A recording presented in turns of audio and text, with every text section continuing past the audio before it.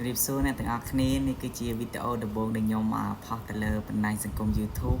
ហើយបើសិនជាអ្នកទាំងអស់គ្នាអត់ទាន់ស្គាល់ខ្ញុំទេខ្ញុំនឹងណែនាំខ្លួនខ្ញុំឲ្យអ្នកទាំងអស់គ្នាស្គាល់សម្រាប់អ្នកដែលគាត់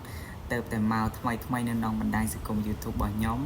បើភាគច្រើនក៏ស្គាល់តាម TikTok ព្រោះខ្ញុំតែងតែធ្វើវីដេអូវិបត្តិស្នេហានិងសភៅកំណត់ហេតុស្នេហាហ្នឹងនៅលើបណ្ដាញសង្គម TikTok តែឥឡូវខ្ញុំធ្វើទៅលើ YouTube វិញដោយសារតែ TikTok ខ្ញុំក្រុមហ៊ុន ban អញ្ចឹងហើយខ្ញុំត្រឡប់មកលើ YouTube វិញដោយសារតែ YouTube យើងផុសបានយូរជាង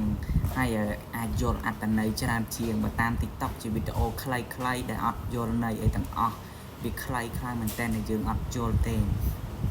អញ្ចឹងបើសិនជាអ្នកទាំងអស់គ្នាអត់ទាន់ស្គាល់ខ្ញុំទេខ្ញុំឈ្មោះរតនាខ្ញុំតែងតែធ្វើវីដេអូលើកទឹកចិត្តនិងវិបត្តិស្នេហាតាមបណ្ដាញសង្គម TikTok ហើយសម្រាប់អរគុណសម្រាប់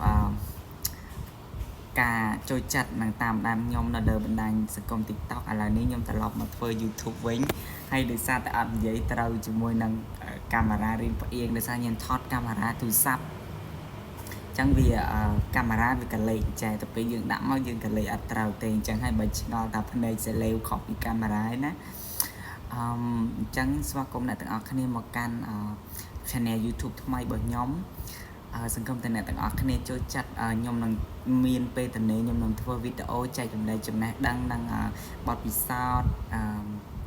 វិបត្តិស្នេហាដែលនៅក្នុងសភៅកំណត់ហេតុស្នេហាដែលយើងបានអានឬក៏អ្នកខ្លះក៏គាត់ស្គាល់ដែរសភៅកំណត់ហេតុស្នេហាហ្នឹងអញ្ចឹងហ្នឹងហើយជាវីដេអូដំបូងខ្ញុំមានតែប៉ុណ្ណឹងអ្នកទាំងអស់គ្នាស្គាល់សង្ឃឹមថាអ្នកទាំងអស់គ្នានឹងតាមដានលើ Channel YouTube ហៅរតនា Cambodia របស់ខ្ញុំសិនបងប្អូនជួយចិត្តជួយចុច like ជួយ subscribe follow ខ្ញុំទាំងអស់គ្នាអរគុណច្រើន